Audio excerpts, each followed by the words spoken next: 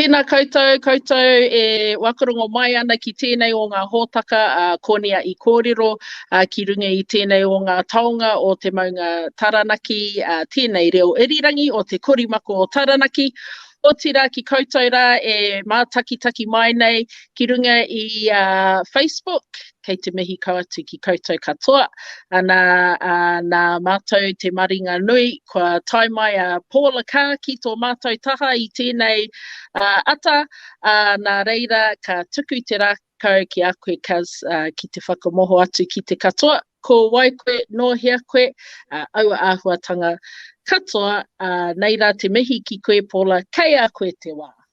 Oh, tēnā koe Te Aorangi. Lovely to see you. Thank you for the opportunity for the kōrero. Lovely to, it's a privilege to be on Te Korimako. I've just got so much admiration for the mahi that Te Korimako whānau do for our people. So, tēnā koutou te whānau, katoa. Oh, thanks, Kaz. So Paula, I was thinking, today I was thinking, okay, what am I going to talk to Paula about? I've got my set questions. The same. Yes, well, there you go. But then I thought, you know what? I want to know, where did you go to high school? What was your earlier schooling life like? Oh my gosh. Okay, so I started at St. Joseph's Primary School, convent in Hawera. And then I went straight to Hawera High School. I did a year in Hawera High School. And, I was a bit of a naughty kid in Hawera High School. I didn't do very well. Right. My focus was on other things. I love to play sports. And I did pretty well in netball and tennis and in sports just generally. But my parents decided that I wasn't doing well enough, and they thought that I would end up barefoot and pregnant, and so they sent me to Christchurch to live with my mother's side of the family. And I lived with my grandparents, my Pākehā grandparents, and went to Marian College, which is a Catholic girls' school in Christchurch, and it's not there anymore. It was devastated by the Christchurch earthquakes. But I spent a couple of years down there, and fourth form and fifth form, and I returned back to Hawera High School for my sixth and seventh form. So, yeah, my grandparents had a job to make sure that I got school C. So I achieved that, and I returned home. So Hawera High School and Marian College in Christchurch. Was that a motivator to do well? Did you want to come back to Hawera? Oh, you know what? Let me say this. When I went down to Christchurch, I loved living with my family. I really missed home. I missed all the things that I grew up around, like the farm, and I missed kapahaka, and I missed, our katorika whānau down at Huani Pāpita, where I was pretty much brought up. And I missed hanging out with, our kuia karaua, because I spent a lot of time following my dad and my grandmother to hui. So when I went to Christchurch, I was like a fish out of water. I kid you not. I love my mum's side of the family. We're very close. However, I was like one of a few Māori that were attending this school, and so I couldn't see myself, I couldn't hear myself. There was no Māori courses, there was no kapahaka, and I felt very kind of awkward. And so for the first year, I didn't like it. But the second year, interesting, the second year was the same year that Pātea Māori Club, Te Māori exhibition was touring overseas.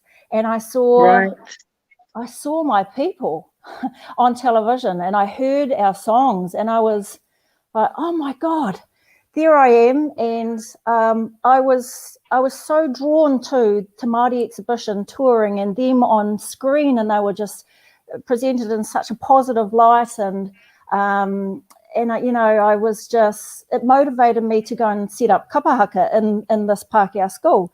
And so that's what I did. We had a concert at the end of the year, and I just said, here's an idea, and they were all into it. And so we started up this kapahaka group, and for weeks or months leading up to the end of the year concert, we formed a kapahaka group. And so, yeah, and it was one of the best things that the school said happened during that year. And I left the year after, and they continued with the kapahaka, and then things kind of changed, so they say, in that school. They started introducing things Māori, but I returned home to Hawera High and to my cousins and to my family and back into kind of life as I knew it before. And here she was telling me she didn't think she was very interesting. And there you go. There starts the legacy. And I mean, I can't say I'm surprised that you would go ahead and do something like that, even at such a young age. And just picking up on another thing that you said, that obviously you were doing kapahaka up here and part of the Hoani Pāpita whānau too. Well, we all know they're all good singers and into their kapahaka too. So you've gone from a very Māori upbringing up here in Hawera. We didn't have the language. Yeah, we didn't have the language. That was the only thing I didn't grow up with. Yeah. However, karakia, Hoani Pāpita, karakia whenever you guys have your karakia, it seems like there's always something going on out there these days. So must have been the same back then, and a very strong community is what everybody talks about. So it's very admirable, I must say, that you go all the way to Christchurch under whatever the circumstances are, and you stick it out for that first year, and then you end up starting a kapahaka, and that's what it takes, just one person to be that spark, to make that little bit of a change, and then there they go on their little journey with Te Ao Māori as well. Oh, far out. Yeah. I mean, I had one friend, Cindy Hohepa, at that school, Marion College, and I said to her, what do you reckon? Because I was just hungry for anything that I could just get my hands on that resembled anything Māori, and so she said, yeah, I'll get him behind you. So we kind of did it together. But my mum and dad, my first part of my life was spent down in Christchurch. I was born in Te Aorangi hostel, one of the Māori boys hostels. Mum and dad were dad was the manager of Māori boys hostel down there, and so I was kind of grew up in that environment, had Te Rangi Māori, the Catholic Māori community, was very much part of my early upbringing, and so I returned to them when I was in Christchurch. So I had them, and eventually I had kapahaka, and they were lovely people at that school. But yeah, man, when I saw Te Māori exhibition on TV, I was like, lit a fire in me. Yeah, it's just so important to be able to engage in your own culture, and it just did so much for my confidence and identity, and I kind of got over myself, and my raru that I may or may not have had with my parents was sending me away, and I was just made the most of it in the end. Yeah.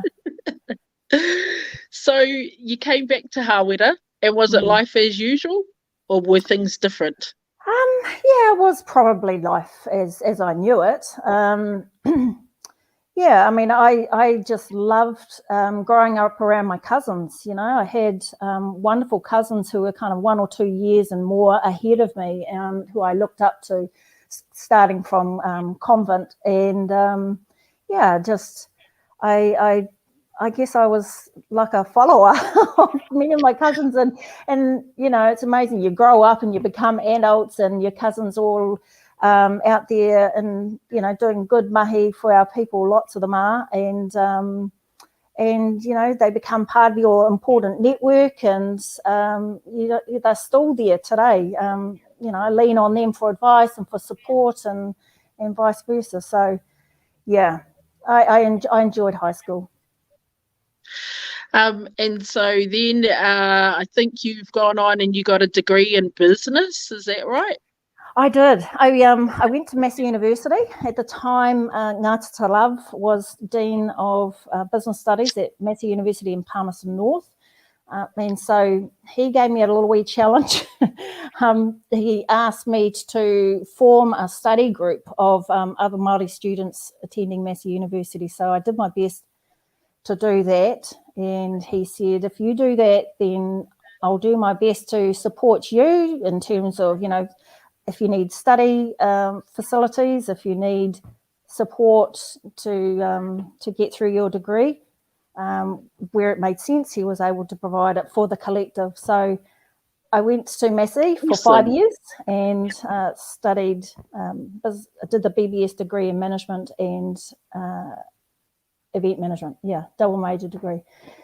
But I also mucked around a little bit at Massey, and I fell in love with netball and did very well in netball. And I also got involved in the Territorials. So was in the Territorials for about 4 years, and I absolutely loved that. Yeah, I highly recommend if anyone is interested in really pushing themselves and learning a trade, the Territorial Force is one option for a lot of people. I developed lifelong friends through the Territorial Force that I stay in contact with today, and built up my leadership skills because, you know, excuse me, they put you through all sorts of training in really tough conditions to try and test you and test your fitness. And I really learned a lot about myself during those few years in the Territorial Force. And then I eventually finished my business studies degree. And my first job after that was working with Howie Tamati at Sport Taranaki. And just going back to the Territorials, what made you go there? Well, I was motivated by one thing. I had to keep up my fitness to qualify for trials for Brat's Massey netball team, the A team for Massey University. So over summer, I had to do something, and I don't know where I got the idea from. I think they were recruiting at Massey at the time, so I put my hand up. I thought it was a good idea, and I thought, well, I'm definitely going to be fit by the end of summer. So I did, and I fell in love with that. I ended up giving away the netball. Oh wow! And pursued army during the weekends and in the holidays, and finished my degree because you got paid, you see. So that was the other neat thing, is that you go and do this army training, get paid.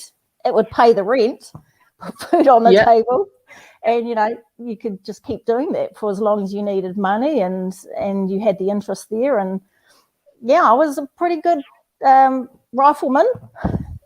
We were in the infantry corps, so yeah, I was a dab hand at using my rifle, and I have never used it since I left.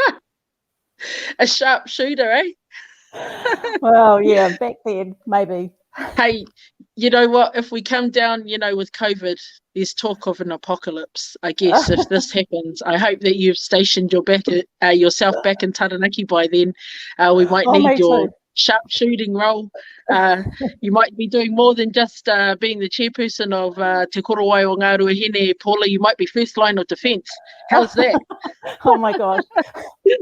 I don't know what to think of that. You might be in trouble.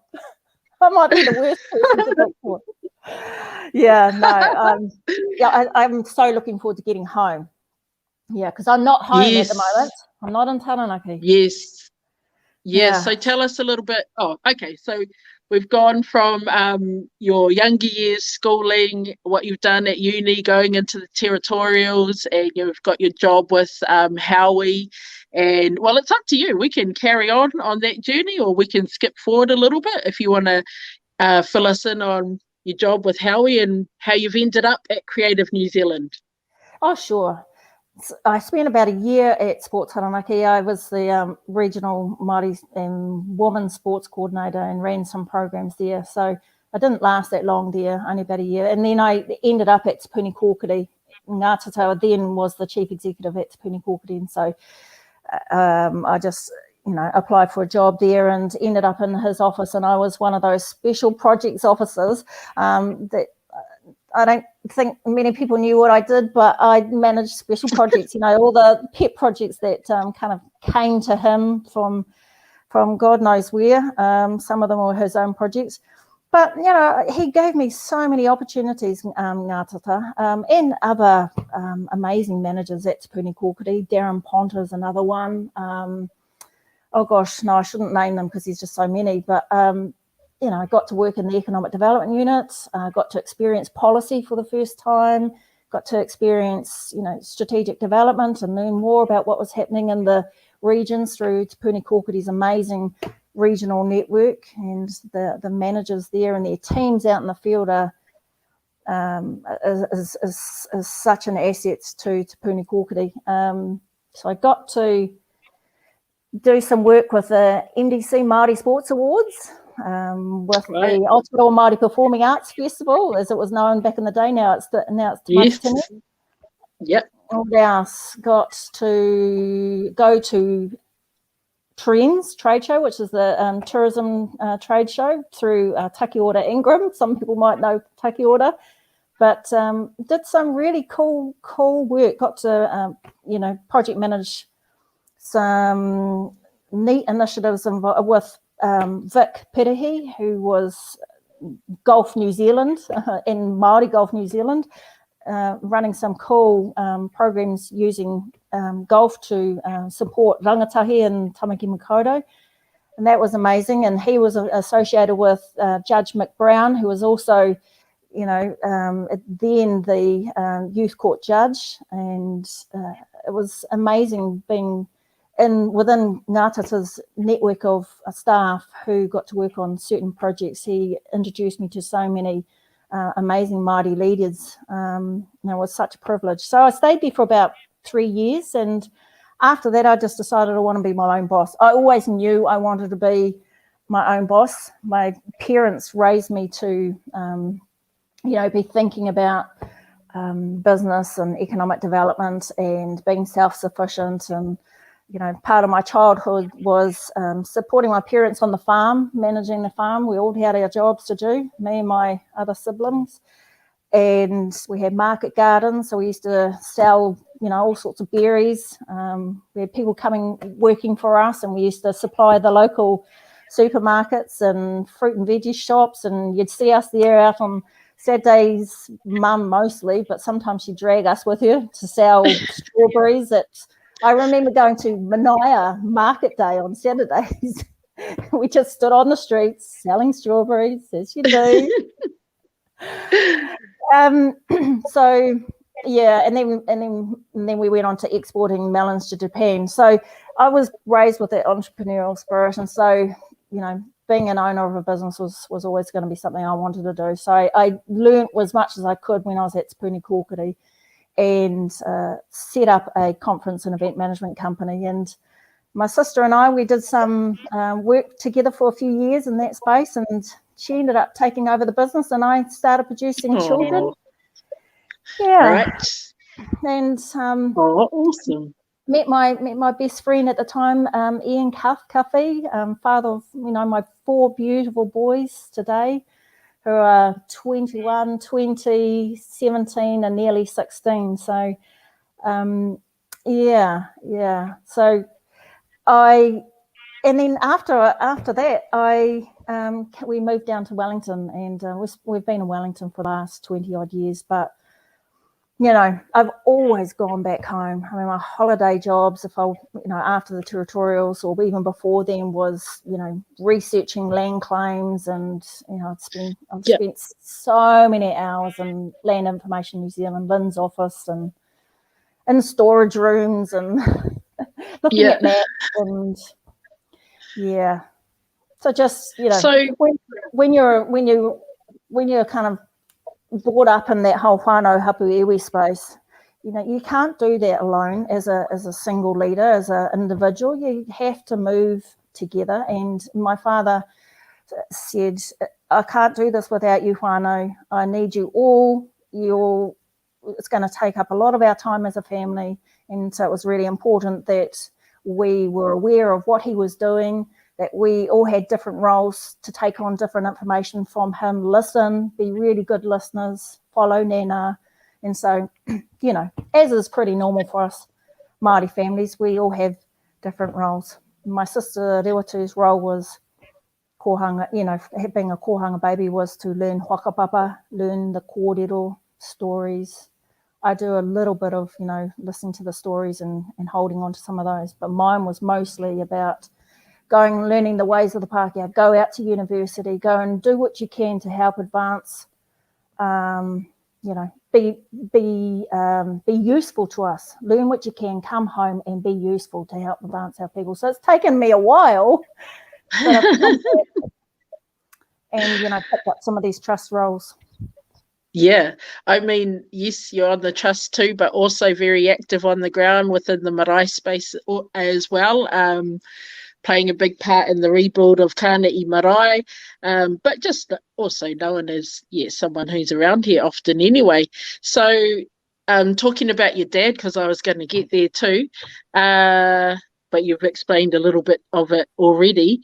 However, your dad played a huge role here in the Aotearoa landscape, and of course your grandmother.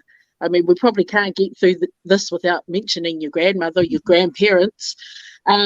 So do you think they've had a huge, obviously, okay, I'll rephrase that.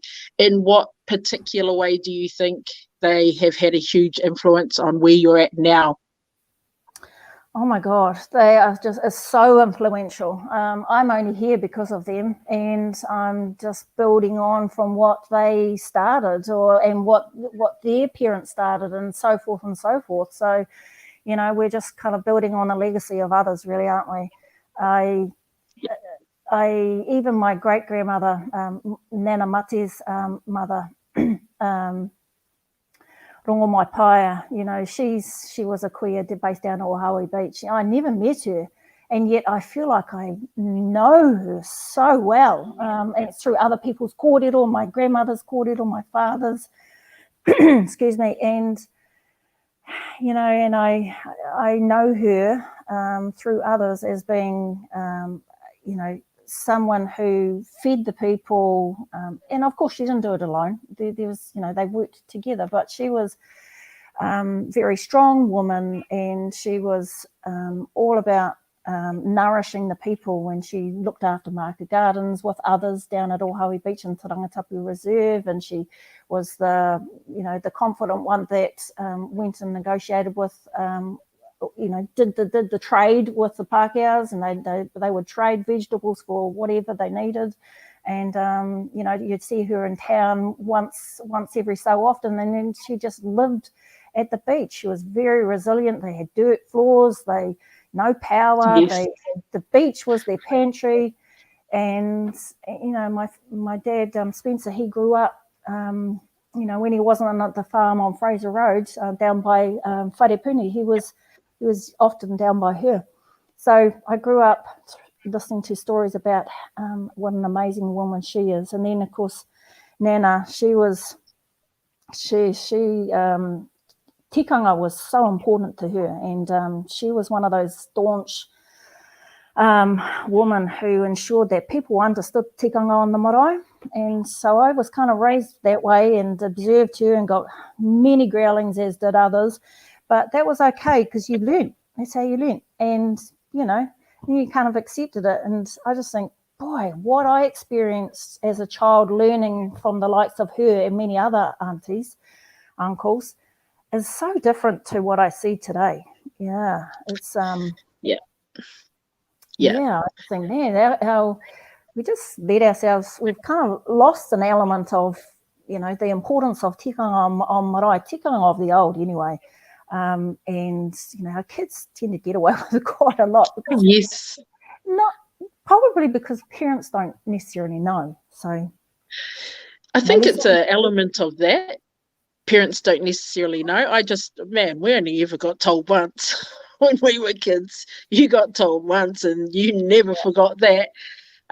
But now I don't know if it's an element of trauma for the parents thinking, I don't want to be like that with our kids. However, I think the proof is in the pudding that was probably the best way to do it, because you did learn and you did know exactly what was up. Yeah. And, you had really young people. When I was a young person, there were really young people around me who knew how to do things. Yeah. And for us, we were taken to so many different places. We're always kind of, in the car, in the whatever, in the van, in the bus, and you just had to be respectful. So understanding tikanga was really important. Tikanga for back home, and then tikanga just for when you go to visit others in their home, and you just had to be really respectful. And so, that was important then, and it's just different now. Yeah. So Nana was awesome for that. was also a staunch advocate for the retention of Māori land, and also for the revitalisation of Māori language. You know, she was involved in so many different networks. So I don't know how she managed to fit it all in her time, but I followed her to lots of hui. Yes. So you're at Creative New Zealand now. I mean, we've Yes. skipped a few years. Yeah. Your children are in their 20s and one's 16 now, so we've skipped a little bit of a few years there, te whānau. But you're at Creative New Zealand now. So how have you ended up getting there? Gosh, okay. So I did a little bit of work at Te Puni Kōkiri. Before Creative New Zealand, I was contracting for a wee while and working on the Te Ture Whenua Māori reform program with some wonderful others for a couple of years. And then this ad popped up looking for somebody to be senior manager at Creative New Zealand. I thought, I feel like I've done had quite a bit of experience in the whānau hapu iwi space.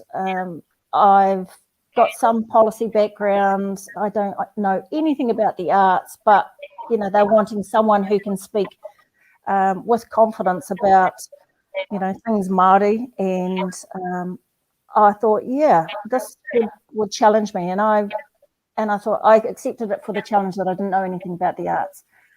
But there was so much else that I could bring to the table. So I was lucky I got the position. I redesigned, I accepted a part-time contract position because I said to them in the interview, I don't think that you've scoped this role right.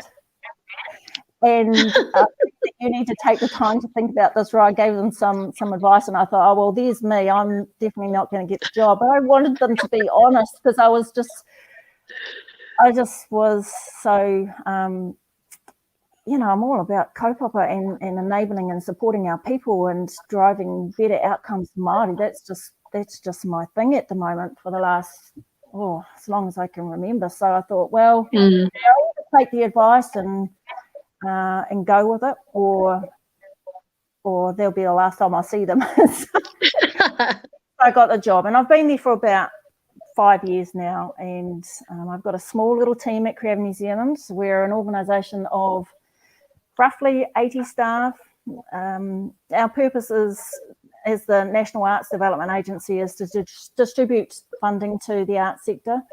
We've got an important advocacy role, and we've got some international programs, and we do some wonderful special opportunities. We run a series of awards programs which acknowledges successes in the arts, and you know, we've got a few other initiatives that involve that have an international component, like the Festival of Pacific Arts and Culture, which is an event that's held every 4 years, and currently it's been hosted by Hawaii, and so I oversee that program. It's been amazing working in the art space. It's certainly opened my eyes. Yeah. So we're in COVID right now, and tonight we go to level 3. Tāmaki Makaurau and Te Tai Tokero, they take it for the team for a little bit longer.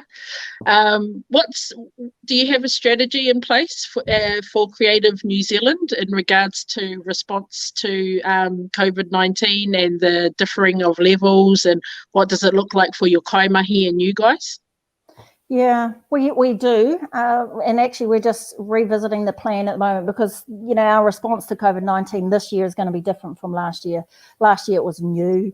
There were so many uncertainties. Now we're a little bit smarter. We've done it before, so we've learnt some lessons, and the need is different now. So last year it was rapid response, assist the government to get money out as quickly as possible to where it was needed the most. And we had to deprioritise some programs, design and stand up some new funding programs, and just, you know, be in contact with the artist practitioners around the country, with our arts organisations. And, you know, our team did an amazing job at Creative New Zealand. It was one of the toughest things probably our organisation could have been involved in because, you know, with the arts sector, the minute you go into lockdown. That's it. The doors are closed. The theatres are closed. The galleries are closed. Opportunities to make a living is kind of really stifled. And so it affected the arts industry in a way, differently and more severely, I think. Because, the arts sector rely on ticket sales, and they rely on the ability to present their work in person publicly in a certain kind of way. And so we had to keep an eye on our investment clients and certain the independent sector to make sure that they were had the support that they needed to survive. And fortunately, we didn't lose anyone, and that was good. So, fast track to today, our response will be different. We're not standing up any new initiatives as such. We're a little bit more business as usual. Our messages are, consistent with the government's messages. We're all working from home, just like everybody else. And I keep saying we are working from home during a crisis. Yes. Yeah, working at home. So you're surviving. Trying to work. That's the message. Yeah. At home during crisis, trying to work. So we've had to keep reminding ourselves that take the pressure off us. We're not in a normal office environment. There is the temptation to continue working and producing the same way you would in the office environment. We're just saying, no, the focus now is on well-being. Look after yourself. Everyone's circumstances is slightly different, and so some things just might not get done, and that's okay. And so we've had to spend a bit of time looking across the organisation, our priority pieces of work, and we've made some decisions to pause some things or just to delay the time frame for delivery. We stay in contact with the government, and we just look after ourselves probably a little bit better. Yeah, that seems to be the way that everyone is dealing with it this year. Very different approach, not as hard and fast, and more about the long game. So we've got a few minutes left on the clock. I just want to talk about, obviously, people who are watching will know that Paula is the chairperson of our iwi trust down here in Ngāruahinerangi. And she's been putting in a mountain of work along, I'll say it before she says it because I know what she's going to say, not on her own, with us all. And obviously we have to have a COVID response also. Yeah. And the feedback that we're getting up here is that it's been great to see all of our iwi come together and really start pushing forward and moving as one. So yeah, how's it been for you guys sitting in those meetings so far? Mixed, really. I've just got to acknowledge Ngāruahine Iwi Health Service and the leadership role that they are playing to help lead the Ngāruahine response to COVID-19. They're an amazing group to be working with, and our role is very minor compared to theirs. We just get in behind them and support them to do what they do best. And we've been engaging at lots of different conversations with the Taranaki District Health Board, mayors and chief executives around the maunga, and of course iwi chairs and their staff. So we've got many conversations happening across the week, and we're constantly checking in with one another, making sure we're plugging the gaps. Our focus is on making sure that our people go and get vaccinated, and so we're looking for ways to lift the vaccination rates. And so that's a big message is, protect your whakapapa, go and get vaccinated. And I don't know why it is that our people are slow to get vaccinated. I mean, there'll be many reasons why, but we're trying to figure out how we can communicate with them, how we can alleviate some of their concerns that they may or may not have by just ensuring that they get the right information, the key facts. Yeah. And when they go, take your bubble with you and go and get vaccinated. So, we're coming out with some quite creative ways, I would say, to watch this space, because it's a long game, right? We've got to. We're going to be asking people, encouraging people to get vaccinated for a long time to come. So, please start now. Yes. I spoke with Deb Ngāruahinerangi the other day, and she had a pretty good explanation, I guess, of for people who are sitting on the fence. They could look at it as a line of defence. Actually, there's lots of parts to a defence in a team, and where are you placed in that defence line? And so if you're vaccinated, you're happy to wear the mask and all of that sort of stuff, that puts you in the defence line. And I just thought that was pretty cool. I could relate to that. Where would I put myself? First line of defence, vaccinated, ready to take it on. But, also what we are finding out there, I guess, is a little bit of misinformation. The encouragement is for people to, talk to your doctor. If you can get talking to an organisation like Ngāruahinerangi Health Services, those local organisations around you, they'll be able to give you some balanced information and some facts. I think that's what we need, some facts out there too, cuz. Well, we need to decipher from all of the information that's coming at us and just, make it simple and just serve it in a way that people can easily understand. Make informed decision. But get vaccinated. Sure.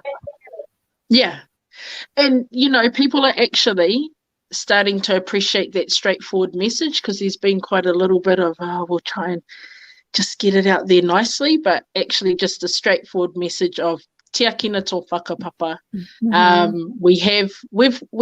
We are experts in our own right, because we have experience with the Spanish flu and losing our own people during that time, and what our tupuna had to do in order to save the rest of us. So we do have our own actual tupuna experience that we can draw on as to why this is well, I wouldn't say a tikanga, but it's something that we can pick up. What do you think about that? I think we do have the experience ourselves, and that we've got the tupuna wisdom. 100% we've got the tupuna wisdom. We can do this.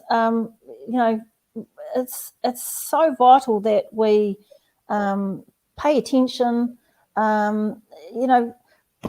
We just need to we need to do this to protect one another, protect yourself, protect one another, and protect our culture. I find it hard to describe, because one thing I don't understand is why people don't get it. The importance of this. We've got to figure out how we can close the gap and address the equity issue, and this is just another example of equity, issue just really playing out. And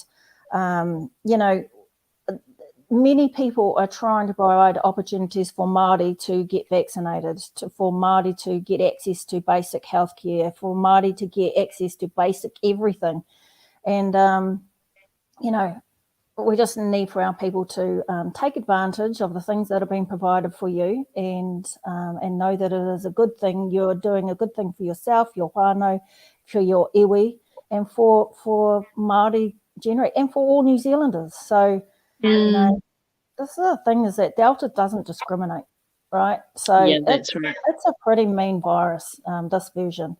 And so, we've got to just layer up all the protections that we can put in place. So, do the responsible thing, get vaccinated, look after one another. I think another description or kōrero that's come my way is the fact that we have to put our own personal discomforts to the side, and our tupuna were ones to make decisions for the collective good, never on their own personal feelings, and so that's something that we could move forward with. Anyway, Kaz, I know you are a very busy wahine out there saving the world and all of those sorts of things, being in the Territorials, and I can list them now. I can list it. Being a sharpshooter. I can't believe I told you that story. You didn't just tell me, you've just told everyone. Everyone's going to love it. So I'm going to leave the last couple of words to you, Kaz, if you've got any other, I don't know, inspirational kōrero, something to share with everyone. It could be anything. It could be to do with where you're at right now. It could be to do with COVID. It could be to do with the iwi space, but I'll leave it up to you to quickly think about something that you want to share, a key message. Oh my God, no pressure, Kaz, no pressure. Brighten, that might brighten up somebody's day.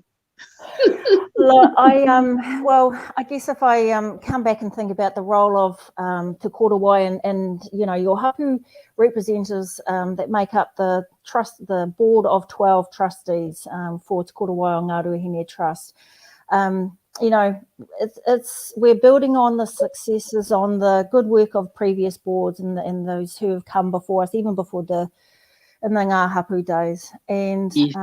you know, all we're doing is trying to, we've got one entity that's making the money and you know, the other side is distributing the money for the benefit of our people. So we really love when we see and hear about all the good news stories and what is happening across our iwi. It's wonderful when those that information comes to the board table. We're trying to be a really good organisation that will enable our people to do cool things, and certainly want to be enabling hapu and our interest groups, Ngāruahine Iwi Authority, Kura, Kohanga Reo, our Rangatahi Rōpū, and there'll be many others. So make yourselves known to us if you haven't already. Invite us to come and meet with you. You know, on the top of our mind, there's many things on our mind, apart from delivering our brand new 5-year strategy, is making space for others to come through. So, you know, growing future leaders, growing future board members, growing future staff who might want to come work for us or our group entities. So, you know, I just find it such a privilege to be serving our people alongside of amazing people like yourself, and you know, kind of creating opportunities for others to come through. Kia ora, Te Aorangi. Tēnā koe. So it's all about succession at the table, and within the iwi whānau space at the moment, within Ngāruahine, it's all about succession at the moment. Nā reira, e te whānau e te iwi e wakarongo mai ana, ko māua ko Paula tēnei e me i kauatu ki koutou katoa, koutou rā kua hono mai i te korimako o Taranaki, i te iHeartRadio, i te whare kōrero hoki, koinei māua e mihi kauatu ki koutou katoa. Kia pai o koutou rā.